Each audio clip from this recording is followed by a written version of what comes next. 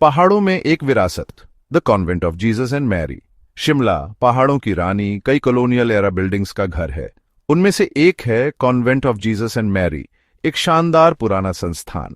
1845 में स्थापित इस कॉन्वेंट ने अनगिनत युवा जीवन को अपने हॉल्स से गुजरते देखा है। यह सीखने, हंसी और एक हॉन्टेड पास्ट की विस्पर्स की जगह है। यह इमारत अपने आप में एक बायगॉन ईरा का प्रमाण है, अपनी शानदार वास्तुकला और विशाल मैदान के साथ। लेकिन इसके भव्य फसाड के पीछे ऐसी कहानियां हैं जिन्होंने पीढ़ियों को मोहित किया है। कन्वेंट का इतिहास शिमला के इतिहास से जुड़ा हुआ है।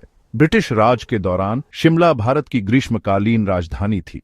अंग्रेजों ने हिमालय की ठंडी गोद में चिलचिलाती मैदानों से रिफ्यूज मांगा। उन्होंने भव्य घर, चर्च और स्कूल बनाए, लैंडस्केप और संस्कृति पर एक अमिट छाप छोड़ी। Convent of Jesus and Mary English education पर अपने जोर के साथ ब्रिटिश ऑफिशियल्स और एलीट इंडियन फैमिलीज के बच्चों के लिए एक पसंदीदा संस्थान बन गया। कन्वेंट का लोकेशन इसके रहस्य को बढ़ाता है।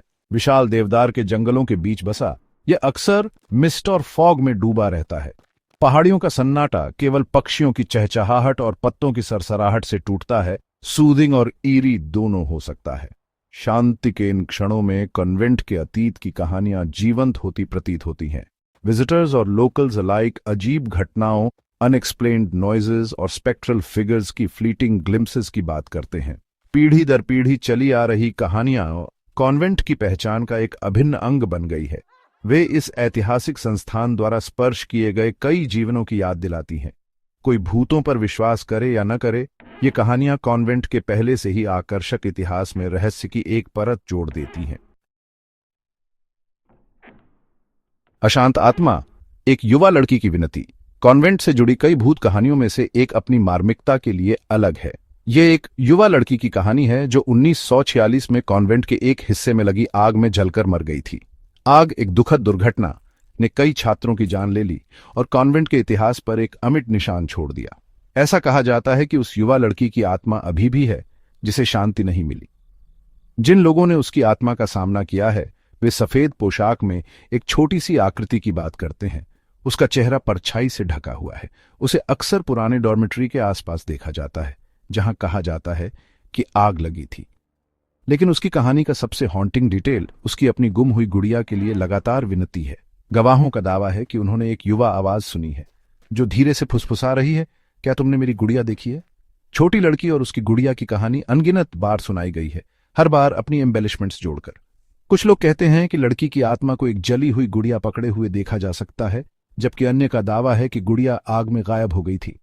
बदलावों के बावजूद कहानी का मूल समान रहता है, एक युवा जीवन का दुखद अंत और एक आत्मा जो अपनी चेरिश्ड पोजेशन के बिना सॉलिस नहीं पा सकी। कहानी लोगों के साथ गहराई से प्रतिध्वनित होती है, शायद इसलिए कि यह कम उम्र में किसी प्रियजन को खोने के यूनिवर्सल फियर की बात करती है। आफ्टर लाइफ में अपनी गुड़िया की तलाश में एक युवा लड़की की इमेज हार्ट ब्रेकिंग और अनसेटलिंग दोनों है। यह जीवन की नाजुकता और ट्रेजेडी के लिंगरिंग इम्पैक्ट की याद दिलाता है। कहानी आफ्टर लाइफ की प्रकृति और मॉर्टल रेल्म से आत्मा को क्या बांध सकता है, इस बारे में भी सवाल उठाती है। क्या युवा लड़की की आत्मा वास्तव में अपनी गुड़िया की तलाश में है या वह कुछ और गहराई से ढूंढ रही है? क्लोजर शायद, या उस दुनिया से एक कनेक्शन जिसे उसने पीछे छोड़ दिया? जवाब उस मिस्ट की तरह जो अक्सर कन्वेंट को ढंक लेता है, इलूसिव रहते हैं। गलियारों में फुसफुसाहट, बिना सिर वाले घुड़सवार की कहानियां। कॉन्वेंट की हॉन्टिंग कहानियां छोटी लड़की की दुखद कहानी से आगे बढ़ती हैं। एक और लोकप्रिय कहानी एक बिना सिर वाले घुड़सवार की है, जिसके बारे में कहा जाता है कि वह रात में मैदान में घूमता है। फुटपाथ पर हूव्स की आवाज घोड़े की विनी के साथ किसी की भी रीढ़ की हड्डी में कंपकंपी भेजने के लिए काफी है। घुड़सवार की पहचान एक रहस्य बनी हुई है जो कहानी के आकर्षण को बढ़ाती है।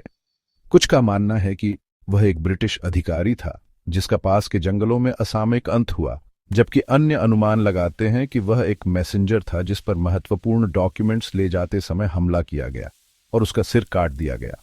उसकी असली पहचान जो भी हो, बिना सिर वाला घुड़सवार कॉन्वेंट के पैरानॉर्मल लोर का एक अभिन्न अंग बन गया है।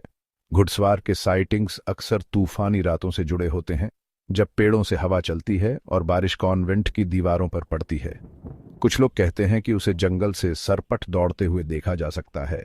उसका बिना सिर वाला रूप चांदनी आसमान के खिलाफ सिलुएटेड है। दूसरों का दावा है कि उनका कन्वेंट की ओर जाने वाली सड़क पर उससे सामना हुआ। उसकी उपस्थिति हूव्स की आवाज और बाद में होने वाली भयानक खामोशी से पता चलती है। बिना सिर वाले घुड़सवार की कहानी केवल शिमला तक ही सीमित नहीं है। दुनिया भर की संस्कृतियों में इसी तरह की कहानियां पाई जाती हैं, जो अक्सर उन जगहों से जुड़ी होती हैं जहां मृत्यु या हिंसा हुई है। ये कहानियां अज्ञात, अंधेरे और किसी शक्तिशाली और मेलेवलेंट चीज का सामना करने की संभावना के हमारे प्राइमल फियर्स को दर्शाती है।